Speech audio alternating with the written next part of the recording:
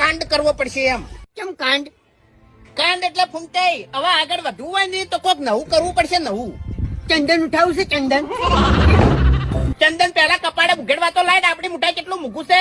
Police તળિયે ખેંચી નાખશે મારી મારીને. તો છોકરો વંટાણ યાર, બીજું મોટું તો હું વાંચ્યું કરું છું, ખબર છે કે પુષ્પા ખબર છે મજૂરીઓ નહીં રહેતો 4% છે ની ભાગીદારી થાય છે, પાર્ટનર થઈ જાય છે, લાખ રૂપિયા નુકસાન ખાઈને. એ જોયું તમે?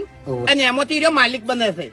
એટલે આપણે છે ને માલિક બનવાનું છે. માલિક એવું એમ? હા. છેલ્લા બંધ છેલ્લા વાઘો આપણે પાસે તો કોઈ છે જ નહીં યાર.